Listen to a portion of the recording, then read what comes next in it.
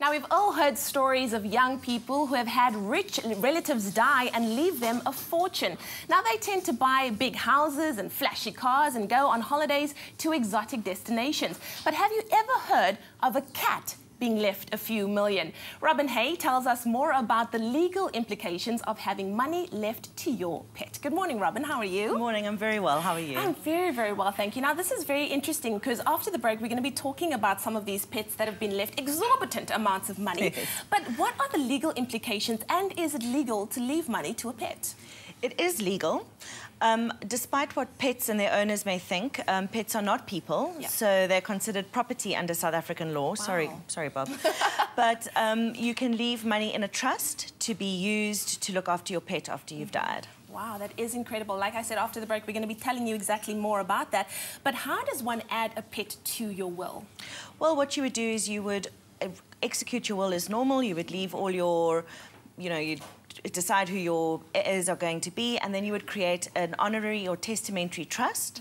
And in there you would say that you want certain trustees who are going to look after your pets, and you're going to leave X amount of money to the trust, and how the pets have to be looked after, so what grooming they must have, what toys they must have, what they must eat, how many times the trustees or a caregiver must go and visit the pet. You can be very specific, even where the pet must be buried, where it must stay. You can put all of that in your trust deed. Wow, that is incredible. Now, I know that it's, the question's already been answered. You have to really, really love your pet to leave them your entire estate, your entire fortune. But is it a very common occurrence? It isn't so common in South Africa. Overall, between 12 and 27% of people leave money to their pets. In South Africa, you're a bit more limited because if you've got minor children or children who aren't self-supporting or a spouse, you've got to leave money to maintain them, and our courts will step in to make sure that that happens. So it's not that common here, but it's very common overseas.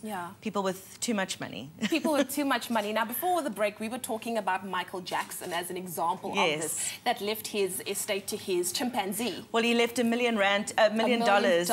And then what happened in that case? Well, in that case, as you know, Michael Jackson's will has been a hot topic of contention, keeping the legal fraternity in the States very busy.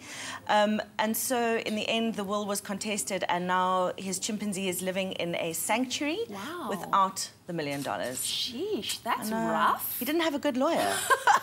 It's terrible to laugh at, but my goodness, hey? Poor chimpanzee. Had $1 million and now he has nothing. That's crazy. Thank you so much, Robin Hay, for being with us this morning. And after the break, we're going to be looking at some more. Here he is.